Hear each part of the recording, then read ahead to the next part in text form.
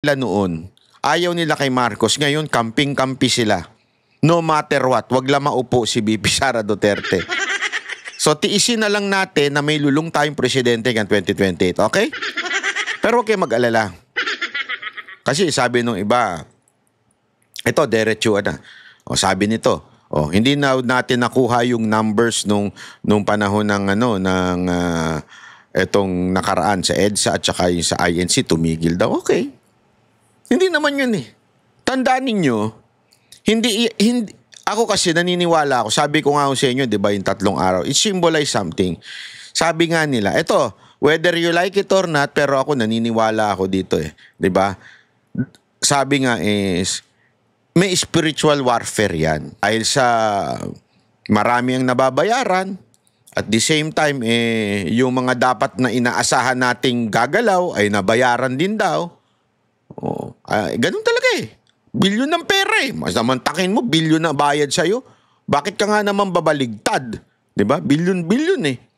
Kaya mo na mag-retire niyan. Hindi ka na magtatrabaho kung may bilyon ka na.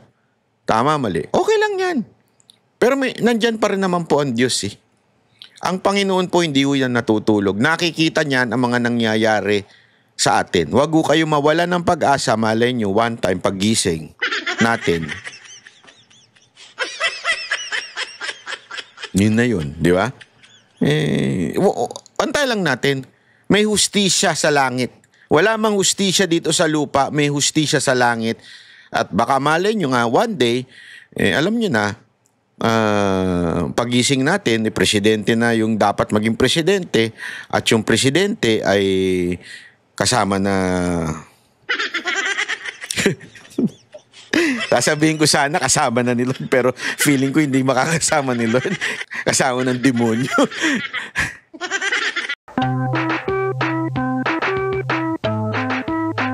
Alam nyo, ladies and gentlemen, pagkatapos po, isipin nyo to, pagkatapos na magkaroon ng pagsisiwalat si Senator Amy, yung iba nananawagan ng hair follicle. Hindi ako naniniwala na dyan. Una, bakit kanyo? Number 1, kahit manawagan kayo, yung si Marcos talagang makapal na mukha niyan. Sabi ko nga sa inyo, malamang sa malamang, anesthesia ang vitamins niyan. Ibig sabihin, bakit anesthesia? Walang pakiramdam eh. Kapalan na lang ng mukha to eh. Kapatid mo na yung nagsabi sa yung addict ka, tapos ayaw mo pang bumitaw? Kapalan na ng mukha to. Kaya naniniwala ako, hindi yan, kahit sa ilang beses yung panawagan ng hair follicle, hindi na magpapa-hair follicle yan. Pangalawa, hindi na natin kailangan ng hair follicle. Ayan na mo po mismo yung kapatid na nagsasabing, ako, nakita ko, naglilinis ka ako ng mga droga eh. Pagkatapos niyang bumatak, naglilinis nga ako. Yan is enough evidence. Why? Kasi witness siya eh. Yan o ay resibo na. Hindi mo na kailangan ng hair follicle para i-confirm. Ito, witness na mismo. At yung witness, hindi yan witness na opposition, hindi yan witness na kalaban sa politika, hindi yan witness na gwardya, o di kaya witness na taong bahay, o yung tawag yung tumutulong sa bahay. Hindi ho. Yung witness ay yung kapatid. Kaya ibig sabihin, confirm. Wag na tayo manawagan ng hair follicle, confirm na po yan. Ito ho'y hindi haka-haka, confirm na po yan. At hindi po ako nagsabi, si Senator Amy. Kapatid mismo. Mula bata, hindi ho si Auntie Claire. Si Auntie Claire, ng tutsang kalabaw. Kailan lang nakilala yan eh. Ewan ko ba, kailan lang nakilala. Gusto atang pumasok sa pamilya ng mga Marcos at magpalit ng apelidong Marcos. Diba? Ito ho, kapatid. Mula pagkabata hanggang pagkatanda, hanggang kampanya, kasama. Siya na mismo nagsasabi, di ba? So ano pa ang kailangan nating kumpirmasyon? Wala na. At putang ina, kahit walang USB. Ito na naman tayo sa tleching USB na yan. Hindi kasi ang putang inang USB na yan. Nakaburat kasi ang mga kung sino man sumasalsal dyan. Again wala akong pakialam. Lahat siyang kaibigan ko. Pero pinagbibintangan daw tayo na kaibigan natin, pinagtatanggol ko si Kati Binang, anak kayo ng weteng, oo. Mas madalas ko makasama nga sila Joey at saka yung grupo nila kaysa kay Kati Binag eh. Si Cathy Binag, minsan lang pumunta yan sa show namin. Absent palagi. Di ba? Ba't ko pagtatanggol yan? Hindi ko pagtatanggol yan. Ang akin lang, nandito na tayo sa momentum eh. Eto na, tas tangina, papasok pa yung kung ano-anong awayan. Anong kaletsehan yan? Di ba? Hindi kayo sumagot sa akin, anong kaletsehan yan? Bakit kayo mga nakikichismis dyan? Hindi naman kayo involved, nakikichismis kayo. Bakit nyo gustong salsalin yan? Ha? Alam mo kung bakit? Kasi chismosa kayo. Mas gusto nyo yung usapan ng kapitbahay kaysa sa usapan ng bayan. Tama, mali. Banat ba? Mas enjoy naman yung kapitbahay namin na may kabit. Kaysa yung bansa natin. Di ba? That's a culture na tayong merong mga Pilipino, mas gusto natin ng chismisan kaysa sa tunay na issue. Di ba? Yang ano na yan, ano ngayon? Halimbawa lang, hindi ko alam, hindi ko nakikita. Halimbawa, si Cathy Binag nagpalabas na, ito USB. Wala akong pakialam. Ano yun? Wala na yun eh. Ang importante dito, si Zaldico, sinabi niya, di ba? Nagdi-deliver siya, tinutusan siya ng presidente. Na-confirm ngayon to sa pamamagitan ni Senator Amy. Sinasabi niya, lulong ang aking kapatid. At dahil sa pagkalulong, mali-mali na ang desisyon. Kaya na lang din nasira, nagkaroon ng korupsyon sa Pilipinas. Yun ang importante pag-usapan. Hindi yan inang USB na yan. At hindi yung awayan ninyo. Alam mo kung bakit? Ego yan eh. Yan ang katotohanan. Ego lang yan ng mga vlogger. Kayo naman, enjoy na enjoy. Sa ego ng mga vlogger. Sino ba bida? Sino ba una nagsabing addict si Marcos? Sino ba? Ego nyo yan eh. Inang ego yan. O di kayo na bida, kayo na sikat, kayo na nakasabi. Huwag nyo nang pansinin yung mga yan. Etong mga vlogger na to, huwag nyo nang pansinin. Kahit ako, huwag nyo na akong pansinin. Ang issue dito, yun ang pag-usapan natin. At itong pag-uusapan natin ngayon. Ano yun? Etong si Bersamin. Diba? Etong si Bersamin ay nilinaw niya na hindi siya nag-resign. Siya ay sinibak. Bakit kanyo? Yan ang tanong. Hindi kasi, tandaan ninyo ha. After ni Senator Amy, ilahad ang katotohanan. Isipin nyo mabuti to ha. After niyang ilahad lahat ng katotohanan, eto na naman si Pinky. Lakad-lakad si Pinky ganyan. Nag-privilege speech. Eto mga pangalan na bla bla bla bla bla bla bla bla bla. Di ba? Kasama na rin ho dyan yung sinakyan niya yung kay Zaldico na yung si Bersamin, di ba? Para mas makumpleto yung script nila, para hindi naman masyadong halata na pinagtatakpan ni Lacson si Marcos, kukunin niya yung iba't ibang bahagi ng mga testimony ng mga nag-aakusa kay Marcos para mukhang katotohanan. Yung sinabi ni Zaldico na si Adrian Bersamin, na which is pamangkin nung pamangkin niya ni Executive Secretary. Ano ibig sabihin nun? May pamangkin si Executive Secretary, babae. Yung babae na yon pamangkin yung si isa. So sa madaling salita, ikino-connect nila ngayon kay Bersamin. Kay Yusek Bersamin. Kay Executive Secretary Bersamin, yung Adriana Bersamin. Kino-connect nila ngayon yan. Para pag natanggal si Executive Secretary Bersamin, malaking issue ngayon yan. Pag malaking issue, ibig sabihin yan mga kababayan, pag-uusapan yan, mawawala na ngayon doon sa usapin ni Senator Amy Cuno. Yan ang akala nila. Na kakalimutan na natin yung issue ni Senator Amy. Kaya nagpasabog sila. Alam nyo mga kaibigan, yung pasabog ni Senator Amy, napakalaki niyan. Kaya kailangan may malaking malaglag para yun ang pag-usapan ng media. Ngayon, kaliwat kanan na pinag-uusapan ng media, etong si Bersamin. Kesyo sinibak. Okay? Kasi nga daw, etong parang ang dating, di ba yung si Adrian ang isa sa gumamit daw sa pangalan ni Marcos para humingi ng insertion. So parang ang sinasabi nila, walang kinalaman sa lahat na ito si Marcos, na gamit lang ang kanyang pangalan. Yan ang script nila. Gago! At para magkaroon ng dating yung script nila, kailangan may masibak. So sinibak nila si Executive Secretary Bersamin na hindi po ito masasabi nating Impossible. Bakit? Ginawa na nila yan eh. Every time may issue, lagi silang nag-aano ng malaking issue. Kaya nilang ilaglag kahit yung pinakakaibigan nila. Sino ho yun? Si E.S. Rodriguez, si Attorney Rodriguez. Yan ang talagang kasangga ni BBM nun. Pero, para mawala yung issue dun sa importation, naalala nyo nun? Yung issue ng importation na nabuking? Kesyo, sinisi nila si Attorney Rodriguez o si dating ES, di ba? Dating ES na si Attorney Rodriguez. Ngayon, para mawala naman yung issue at hindi mapunta kay Marcos ang turo nitong insertion na sobrang laki, itinuro ngayon itong si Executive Secretary Bersamin. Kaya nga ako, alam mo, this is my plea to, tatlo kasi yung nag-resign, si Bersamin, si Pangandaman, at saka yung isa pa. Ko sa inyo, mag-tell all na kayo. Kasi tangina, inalagaan nyo yung pangalan nyo eh. Reputasyon nyo yan, mga kapatid. Reputasyon nyo yan. Binaboy ni Marcos. Bakit? Gusto lang makaligtas. Kaya kung ako sa inyo, sabihin nyo yung katotohanan. Nananawagan ako kay dating Secretary Pangandaman at saka itong si dating Executive Secretary Bersamin, mag-tell all kayo. Kasi kung hindi, dudurugin kayo eh. Dudurugin kayo hanggang wala na kayong pangalan na bit-bit na hanggang sa apu-apuhan ninyo, ikahihiya kayo. Gusto nyo yon? Gusto nyo yon? Wag! Bakit? Dihado kayo doon, Barad.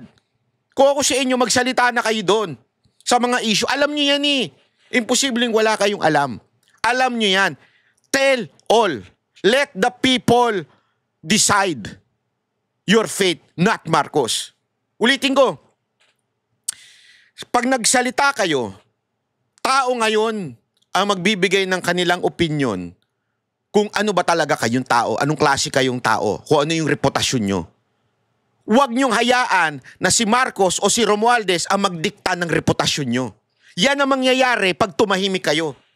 Durog ang reputasyon nyo. Gusto nyo ganyan hanggang kunin na kayo ni Lord? Hindi, di ba? Kasi lahat naman tayo mamamatay, kukunin tayo lahat ni Lord eh. Ang maiiwan lang, hindi yung kayamanan, hindi yung title, wala siya mawawala.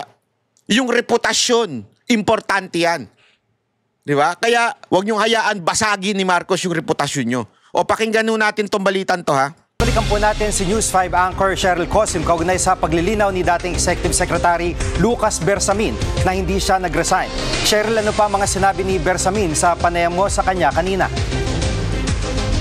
Jiggy, yun nga ang unang-unang nilinaw sa atin ni dating Executive Secretary Lucas Bersamin. At ang kanyang sinabi ay may tumawag sa kanyang malapit na kaibigan para nga sabihin sa kanya na he had to go. At take note, ladies and gentlemen, binasa ko yung statement niya. That person, whoever that person is, hindi galing sa Office of the President. Tingnan nyo kung gaano kababoy ang ginawa ni Marcos dito.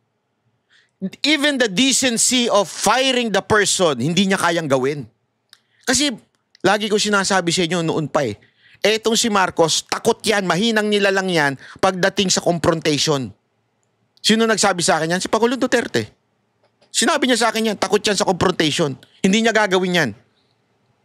Takot yan, gagamit yan ng iba. Ang tanong, eto. Kung hindi galing sa Office of the President, galing kaya sa Office of dating spokesperson? Ay, dating speaker pala. Sorry. Hindi kaya galing doon? Kasi ako may hinala ko. Ito, this is just a kutob. Ika nga. Kutob ko galing kay speaker eh. I mean, dating speaker Romualdez. Feeling ko lang naman. This is not a fact. This is just an opinion. Feeling ko, ang nagsibak dito, o yung nagsabi talaga kay Marcos, insan. Sibakin na natin ito si Bersamin para malaking issue. At iipitin tayo nito, unahan na natin. Kasi ngayon, tandaan ninyo parang chess ngayon. Alam niyo yung chess? Hindi yung dito. Iba yun. Bastos ninyo chess. Yung ganon. Kasi no, yung ganyan, gayaan, yung laro. Parang chess yan, unahan yan.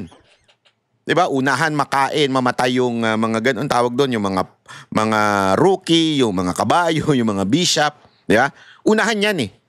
Unahan makakain. Pagka inunahan na nila ito, kasi tandaan ninyo, nabanggit. Diba? Nabanggit ni Zaldico yung parang kamag-anak nito. So, kailangan na nilang unahan.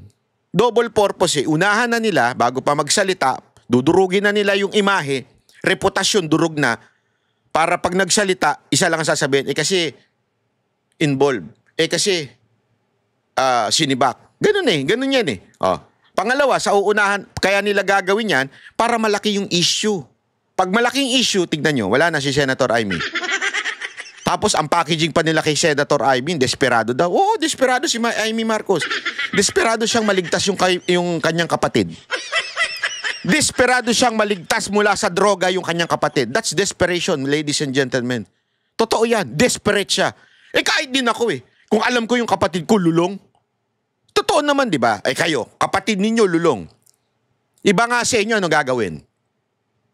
Honestly, marami akong kakilala at nalaman na kwento na ganun ang ginawa nila nung panahon ng war on drugs ni PRRD. Inunahan nila yung kapatid nila.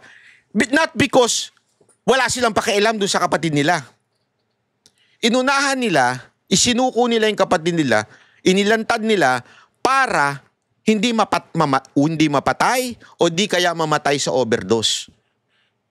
It doesn't mean sinisiraan yung kapatid nila. Ano yun? Tangina, dinala mo yung kapatid mo. Etong kapatid ko, lulong eh. Sasabihin sa'yo ngayon ng pulis, desperado ka naman. Ulul, hindi ganun yun. Kaya inunahan para mailigtas yung kapatid sa kapahamakan na maaaring matigok dahil sa yung mga drug lords noon, pinapatay na nila yung mga pusher.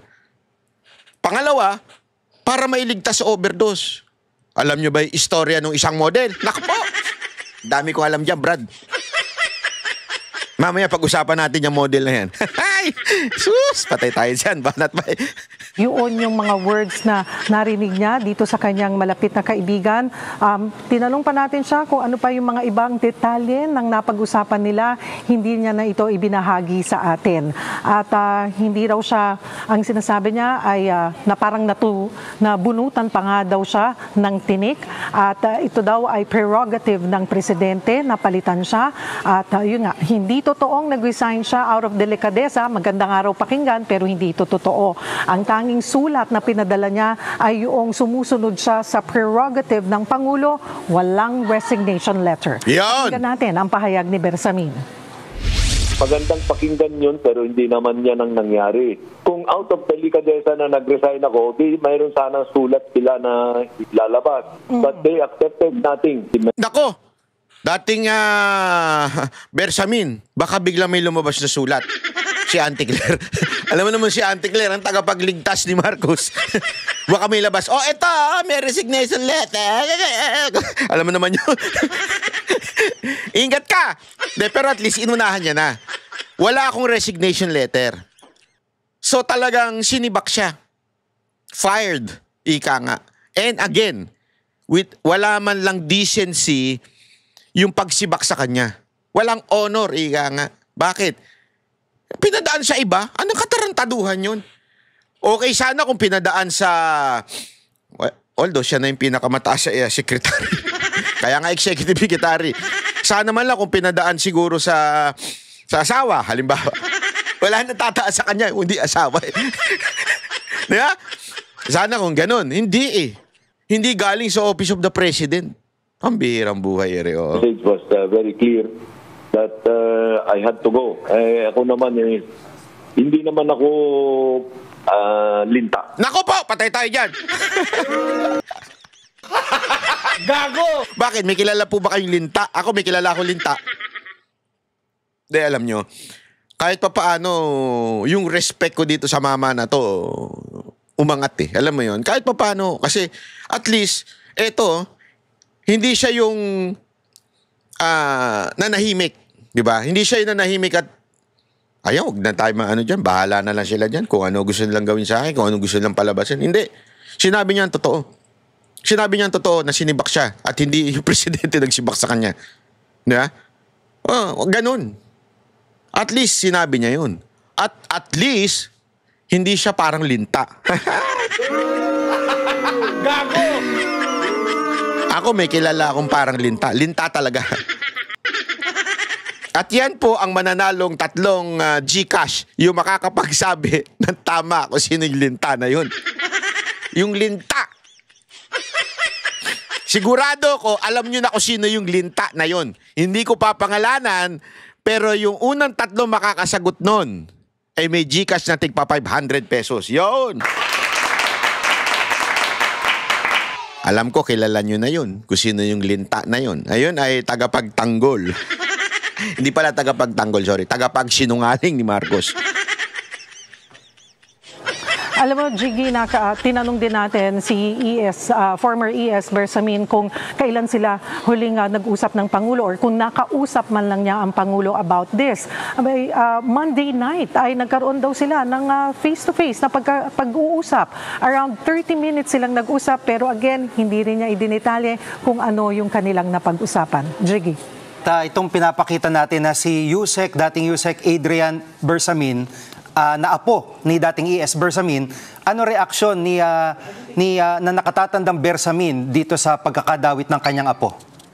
Naitanong din natin nga yan, Jiggy, apo sa pamangkin ni dating ES Bersamin si Yusek Adrian Bersamin. Kahapon, sinabi ni Senator Lacson nga na ginamit umano ni Adrian ng pangalan ng Pangulo para magsulong ng budget insertions. Base yan sa sinabi ni dating DPWH Undersecretary Roberto Bernardo kay Senator Lacson sa isang tawag sa telepono. Ito, for context also, si Adrian ang sinasabi ni Zaldico na nakausap niya para kumpirma si PBBM ang nagpapasingit noong 100 billion pesos na budget. Pero sabi rin ni Bernardo, posibleng kasama ni dating DepEd Yusek Trigiv Olivar si Adrian nang tanggapin ang bilyon-bilyong pisong kickback mula sa budget insertions. Pero ang sabi ng dating Executive Secretary, hindi niya naiintindihan bakit nadadamay ang kanyang apo. Narito ang kanyang pahayag. Mahal na mahal ko si Adrian para kung sariling anak na. Napakabait na tao yan. Kaya yung pag-i-implicate sa kanya ng masama, hindi ko gusto yan. Hindi ko sinasang-ayunan yan.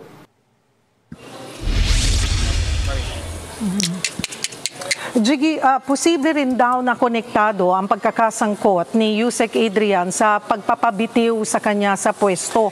Matagal na rin daw nagtatrabaho sa kanya si Yusek Adrian mula pa noong SC days ni Bersamin. Jiggy. Yung mismong issue ng pagkakadawit ni dating ES Bersamin sa budget insertion, anong tugon niya tungkol rito?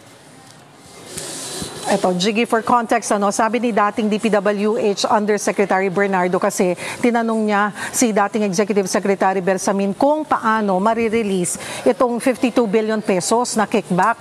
Ang sagot daw ni Bersamin sa kanya, we will take care of it. Diretsahang yang itinanggi ni dating ES Bersamin at nagulat daw siya sa aligasyon. Sabi niya, triple hearsay yan. Wala raw siyang alam na iniimbestigahan siya rin ng ICI kung meron lalantad daw siya. Grabe yung mga pangyayari, no? Malupit yung pangyayari, mga kababayan. Ito po ay, sa tingin ko talaga, kawawa eh. Sabi ko, sa tingin ko lang ito yung galawan ng mga bangag. Oo. Bakit galawan ng bangag? Ang galawan ng... meron ba kayong kaibigang bangag? Meron kayong kaibigang lulong? Yung mga may kaibigang lulong, alam niyo yung sinasabi ko. Ang kaibigan yung lulong, TH yan. Diba? Tamang hinala yan. Hindi lang tamang hinala, mga kababayan. Ang mga lulong po, tamang hinala, wala na sa hulog. Yung basta lang makabanat. Basta lang makadiskarte ng kung ano-ano. Sablay baga iba. Ika nga. Kung ano-ano na lang ang ginagawa. Kasi nga, tamang lulong eh. Lulong talaga eh. Yung nangyari dito kay Bersamin, ito eh. Para bagang diskarte ito ng mga taong bangag. Yung parang, maganda siguro sibakin natin ito. Para Yung bang gano'n na parang hindi nila iniisip, tao rin yan.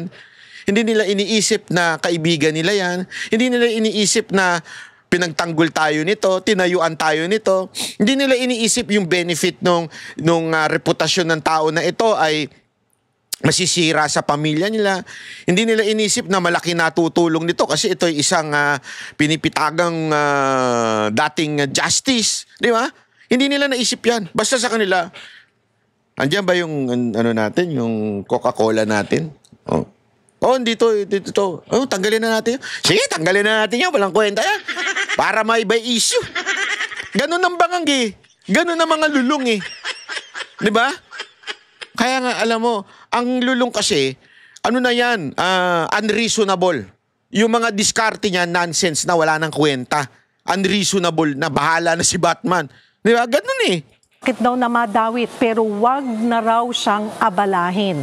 Madali naman daw mapatunayan na wala nga siyang kinalaman sa insertions. Never daw niyang hinawakan ang anumang budget. Pakinggan natin ang kanyang pahayag ukol dito. Kahit na sino ang mag-connect sa akin dyan, ay hindi nyo dapat paniwalaan yan. Saka hindi ko kausap yung mga yan na sinasabing kausap ko, like Mr. Bernardo. I will be able to defend myself very easily. Sinaktan na nila ako pero hindi ako yung tao na palahiganti. Respetuhin ko sila. Alam mo, kuha ko sa inyo, magsalita na kayo. No? Magsalita na po kayo. Tell all ang nalalaman ninyo. Alam ko kasi, maaring iniisip nito, pag nagsalita ako, madamay ako. Pwede kasi bilang executive secretary, kung ikaw may alam tapos di ka gumawa ng hakbang noon, baka sisihin ka. Kasi alam ko na kagad ang sasabihin Parang sinasabi ni Auntie Claire, pag halimbawa lang, uunahan ko na si Auntie Claire alam ko utak na. Pag sinabi niyang, hindi, may nalalaman ako tungkol dyan sa insertion kasi ganito. Ang sagot kagad ni Auntie Claire, alam ka pala bakit di mo sinabi nun? Ba't ngayon lang? Ganyan ang style nila Di ba? Ba't alam mo pala, di mo sinabi nun? Ba't ngayon lang? Ibig sabihin, naninira ka lang. Political ka lang. Tapos bilang hahanap sila, hanapan nyo ngayon ang connection niyan sa mga Duterte? Dati sila nagkape. Konektado na kagad kay Duterte. Dati sila nagkape, kaya ganyan yan Yung style ni Auntie Claire pang pang tambay. Alam mo yung tambay sa kanto na basta makagawa ng kwento. Yung kwentuang lasing. Gusto nyo malaman kung paano ang kwentuang lasing? Tanungin nyo si Jay. Si Jay Guevara. Pag may amats na yan, maoy na yan. Kung ano na sinasabi niyan. Diba? Pero sakyan nyo lang. Ganun talaga buhay. Yan muna ang latest. Balik sa'yo, Jiggy. Yan pong ulat ni News 5 anchor Cheryl Cosim live mula sa TV5 Media Center. Ayun. Mga kapatid, Ayan na nga sinasabi natin. Alam mo, sabi ko nga sa inyo, ang tindi ho nangyari. Talagang ang tindi ho ng pangyayari na ito na wow, di ba? And marami pa mangyayari sa mga susunod na araw. Tangina. Marami pa mangyayari sa susunod na araw. Hindi yung USB Ay na USB na naman. Ayop yung USB na yan Tigil nyo na yan. Sa mga hindi ko nakakaalam, dun sa lintik na issue ng USB na yan, para lang, kasi baka iba dyan, ano ba yung sinasabi ni Banat Bay na USB? Kasi ganito yan. Ako rin actually, hindi ko rin alam yan. Personally, nakikita ko lang sa mga status nila Joey yan at saka nung iba pa na nakikita ko, ano may putang inang USB na yan? Nabibuisit na ako. Meron bang dyan? Scandal? Kasi kung may scandal, tingnan nga natin kung totoo. Diyan lang naman mahilig ang mga Pilipino Pag may narinig na scandal, pasa mo nga, na malaman natin kung ano ba yung scandal. Tinanong ko ngayon si Cathy, sabi ko, nung pa yon. Sabi ko, ano ba yung USB na yan? Sinasabi nila. Honestly, lalo nga kung hindi naliwanagan sa sagot niya. So sabi ko, okay, sige. Ayaw mo na yan USB. Hanggang nalaman ko na yung USB pala na yun, meron daw pinangako si Cathy Binag na USB na laman ng mga kasama ni Marcos, bla bla bla, ganyan, video. Okay, sabi ko, sige. Ayaw daw ilabas. Okay. Yan yung issue ng kabila. Ayaw daw ilabas.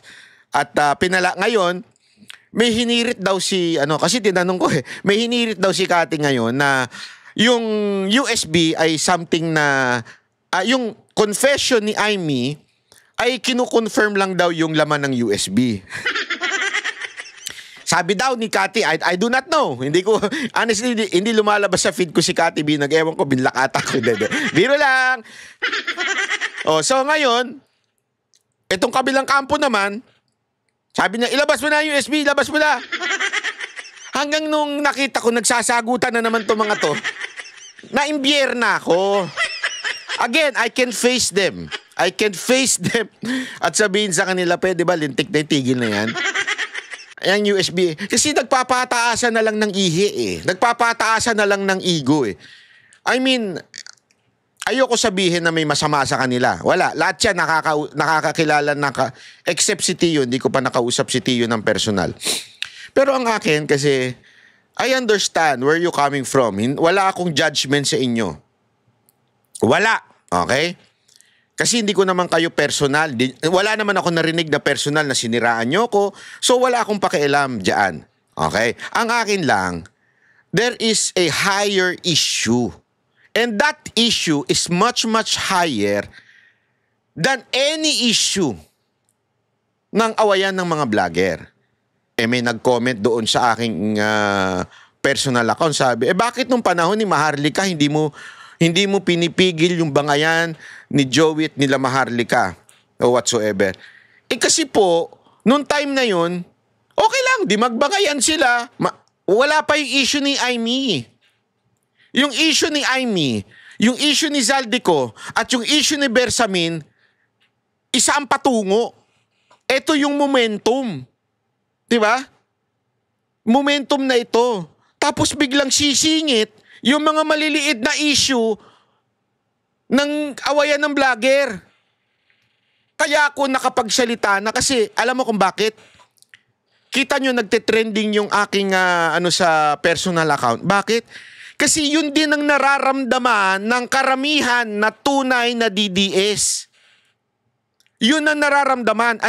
Toxic na. Ako natotoksikan sa awayan ng mga vlogger. Toxic na. Hindi ako natotoksikan dun sa tao, ha? Natotoksikan ako dun sa awayan. Not the person, but the action of ganunan ng ganunan. That's toxic. Kaya tuloy yung mga tao natotoksikan na rin. At basahin nyo yung mga comment dun sa aking personal account sa FB. Makikita ninyo. So umaagree sila sa akin na toxic na talaga yung awayan na yan. Kaya please, stop it. Pag hindi pa kayo tumigil dyan, baka mamaya yung mga Duterte supporter, lumayo na sa inyo. Na ayoko sana. Kasi maganda naman yung pinaglalaban ninyo. Sana lang ho. Kasi baka mamaya, damay-damay na ito. Lahat na lang, putang ina. Ang toxic ng mga Duterte vloggers. At the same time, alam ko iko-content ito ng mga bayarang vlogger ni Marcos na walang content kasi bobo nga. Alam mo, eto sabi nga nila, nakalimutan ko na yung quotation na yun Yung mga may hinang tao, yung mga walang alam sa utak, ang pag-uusapan niyan yung chismisan. Kasi nga, hindi nila matarok yung mga tunay na issue. Kaya papasok na lang sila sa chismisan. Ganyan yung mga bayarang vlogger ni Marcos Yung mga tanso vlogger. Kita nyo, puro chismis. May madidemanda nga daw. Hindi ko alam kung sino yun Hindi ko kilala yung vlogger na yun Pero nung pinanood ko yung news ng SMNI, abay, pumasok na rin sa chismisan. Chinismis na si Atty. Torion daw may angel of death. Gago! Tanginang chismis yan, sabi ko. Una-una, walang angel of death. Ha? Tapos, pangalawa, si Atty. Torion na napaka-dalubhasa sa batas, napaka-respected na abogado at dekano ng isang university, tapos respetado, tapos papasok sa ganyan, para lang makagawa ng chismis kasi nga, bobo yung vlogger. Pag bobo ang vlogger, ang pag-uusapan chismis. Tanungin ko kayo mga nakikinig sa akin. Di ba marami nga sa inyo naiinis pag pinapatulang ko ito mga ito? Kasi alam nyo na maganda yung pinag-uusapan natin dito. Malalim. Malaliman ang usapan natin dito. Kasi malalim na tao kayo. Ang mga natutuwa lang sa chismisa, mga mabababaw na tao. Ngayon, sa pagpatol ko bang ito, nakikisali ko sa chismisan? Hindi. Sabi ko, pinag-isipan ko na maigi ito. Papatulan ko na ito mga to para once and for all, stop. Pag hindi pa kayo mag-stop, sasalsalin ko talaga kayo. Maniwala kayo sa akin. Nakakasira na eh. Hindi yung nakakasira kayo personal ha. I mean yung tao. Nakakasira yung action nyo. Nakakasira yung parinigan ninyo. Kaya babanatan ko na kayo. I mean hindi kayo. Yung action ninyo. Just to be fair. Kaya kung sino pa ang magparinig, starting today. Today! Ano ba ngayon today? November 20. Pag nagparinigan pa kayo, iko-content ko talaga kayo at aaraw-arawin ko kayo dito hanggang hindi kayo tubigil. Hindi ako kampe kahit sino man. Pare-pareho kong kaibigan yan. Ayokong masira ang pakikipagkaibigan sa mga yan. Pero ayoko po yung ganyan. Nakakasira. Pag nakakasira na, sabi nga ni Banat Bay at ng Banateros, pag tama, palakpakan, pag mali, banatan. Yun. Kahit kaibigan ko pa. Tandaan niyo yan. Ilagay niyo sa kukote ninyo. Kahit kaibigan ko pa, pag tama, palakpakan, pag mali, banatan. Alam niyo mga kababayan, hindi naman sa pero nangaano na rin talaga tayo. Hindi kasi napaka-obvious po ng mga nangyayari sa ganitong mga panahon eh. Ito na po yung sabi nga nila, 'di ba, na natataranta na ho sila at talaga namang dahil sa taranta nilang 'yan, bakit hindi imbestigahan itong si Romualdez. So, yung mga issue tulad nitong kay Bersamin, kanila hong pinapalakihan, di ba? Na para bagang ang dating, alam mo naman, si Senator Ping Lacson. Ang bagong tagapagtanggol ni Marcos. Ay talaga namang alatang halata yung kanyang galaw na idinidiin yung mga nasa paligid lang. Paulit-ulit na yun pattern mga nasa paligid lang at ayaw tuntunin yung talagang may sala. Ganito lang kasimple ho yan Hindi ho natin sinasabi na si Zaldico ay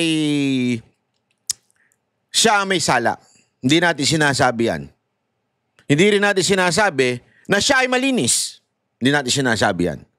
Ang sinasabi natin, yung paglabas ni Zaldico, abay sana, bago kagad natin sinaraduhan, di ba? Bago natin sinuplak, bago natin sinabing, ganito, inimbestigahan. Iba ho itong si Lacson, may pagkatapos niyang marinig si Zaldico, meron kagad siyang konklusyon. Kaya tuloy nabibintangan ng tagapagtanggol ni Marcos. Sana man lang pinakinggan niya, alamin natin, iimbestigahan natin. Hindi inakusahan kagad na tila nagsisinungaling. Di ba? Yan yung kanya sinabi. At ang matindi pa nito ginawa na nila yan kay Gutesa. Si Gutesa din, ganun din. Nung nagsalita, instead na, sige, iimbestigahan natin yung sinasabi mo kung tama ba o mali. Hindi ganun Ano ginawa? Kesyo yung notaryo, pinalaki. Alam mo naman sa Pilipinas, ang notaryo talagang hindi naman yung abogado humaharap, hindi nga pumipirma yan. Ganyan na sa Pilipinas, tanga ka na lang kung hindi mo alam yan. Totoo, tanga ka kung hindi mo alam yan. Ganun sa Pilipinas. Ano yun, yung abogado nandun? Wala! Pumipirma niya, sekretary na lang nila. Tapos yung tatak na lang, yung seal na lang ng abogado nandun. Di ba? So siniraan na nila si Gutesa.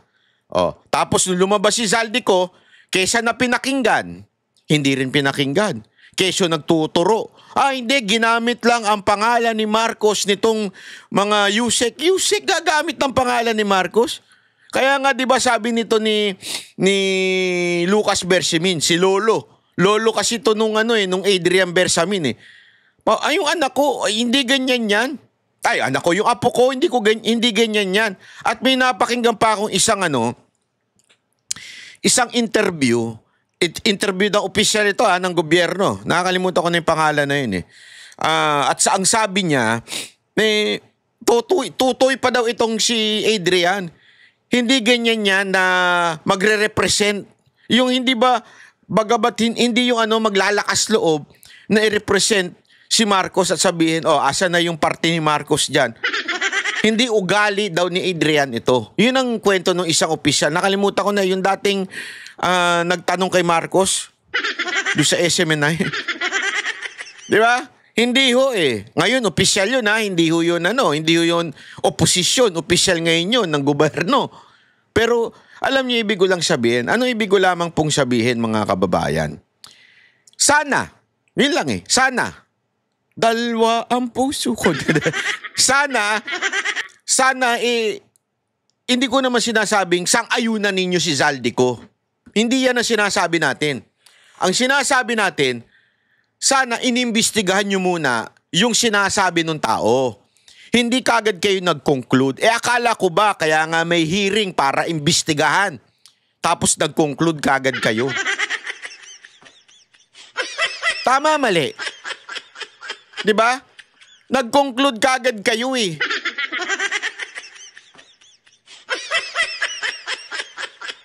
Yun ang mahirap eh.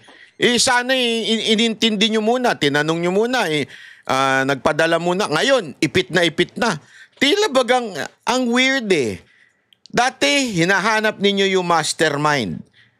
Tapos pinauuwi ninyo si Zaldico para sana isiwalat ang kanyang nalalaman.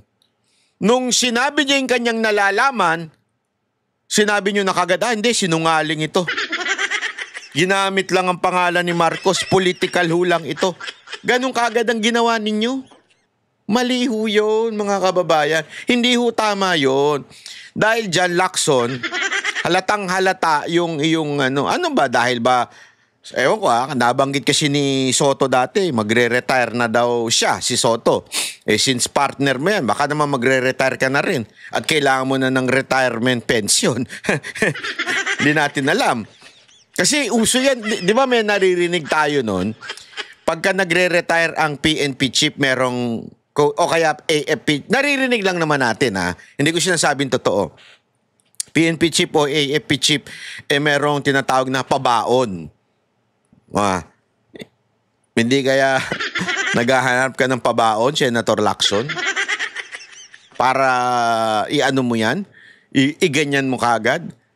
Kasi sarado na kayo.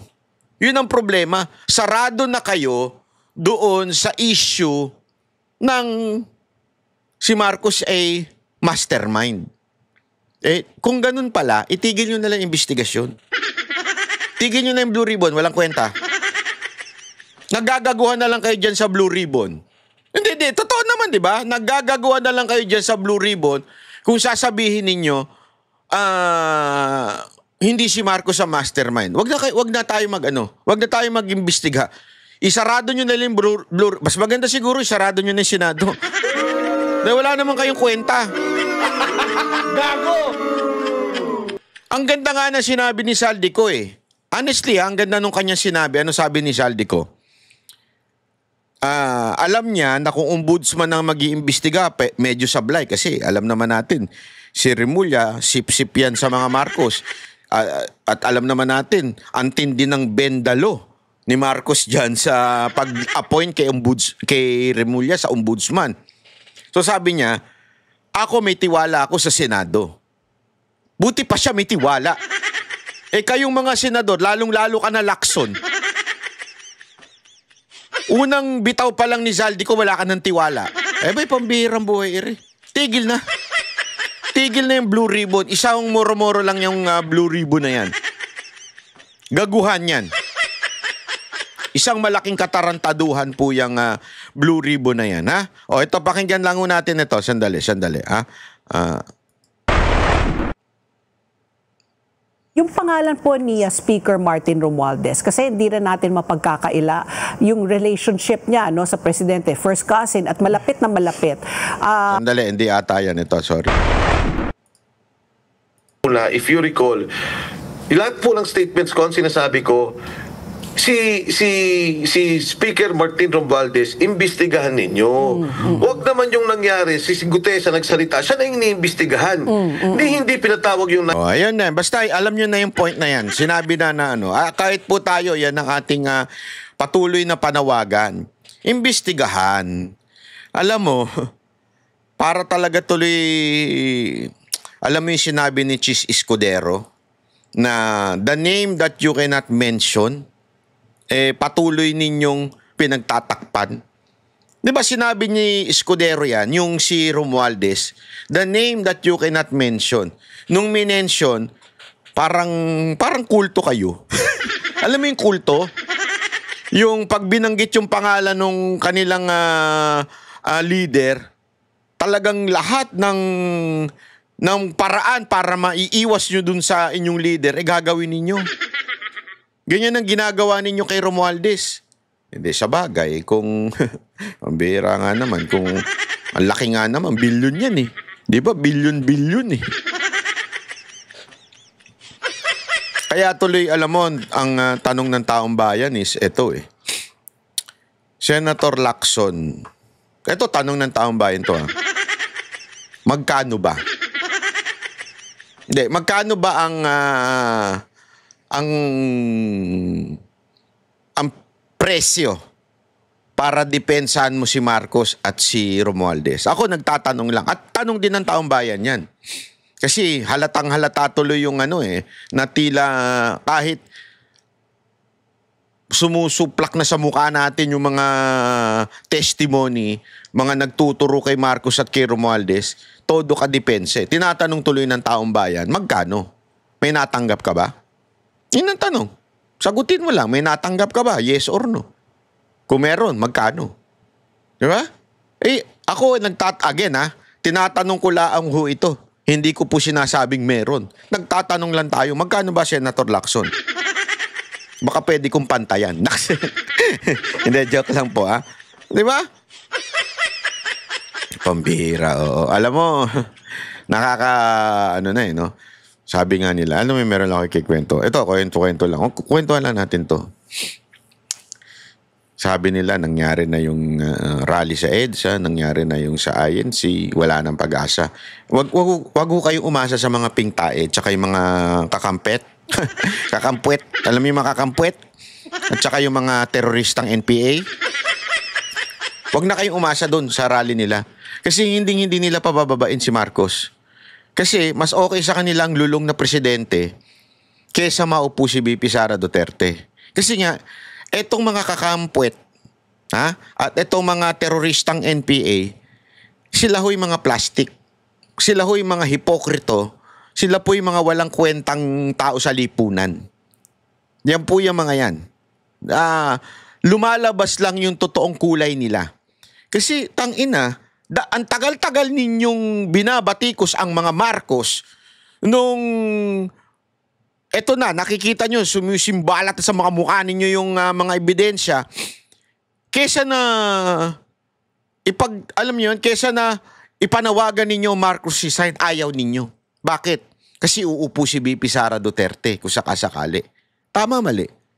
So, ibig sabihin, titiisin nyo yung tinatawag ninyong korap, titiisin ninyo yung lulong na presidente, according to Amy, para lang hindi maipwesto si BP Sara Duterte. Ganon kayo, katarantado. Ganon kayo kagago, ganon kayo kahayop.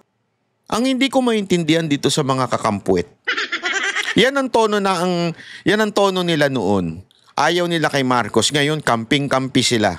No matter what, wag lang maupo si BP Sara Duterte. So, tiisin na lang natin na may lulong tayong presidente ng 2028, okay? Pero huwag kayo mag-alala. Kasi sabi nung iba, Ito, diretsuhan na. O, sabi nito, hindi na natin nakuha yung numbers nung panahon ng etong nakaraan sa EDSA at saka yung sa INC, tumigil daw. Okay.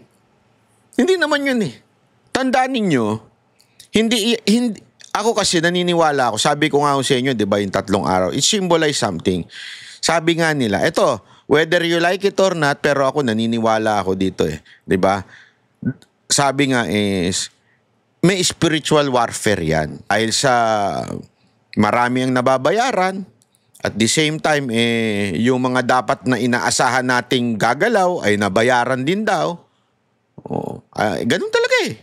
Bilyon ng pera eh. Mas naman takin mo, bilyon na bayad sa'yo. Bakit ka nga naman babaligtad? Diba? Bilyon eh.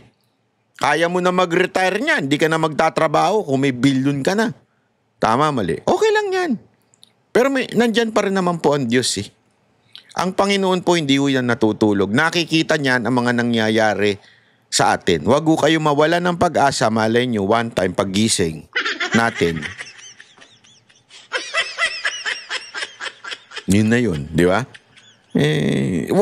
Antay lang natin. May hustisya sa langit. Wala mang hustisya dito sa lupa, may hustisya sa langit.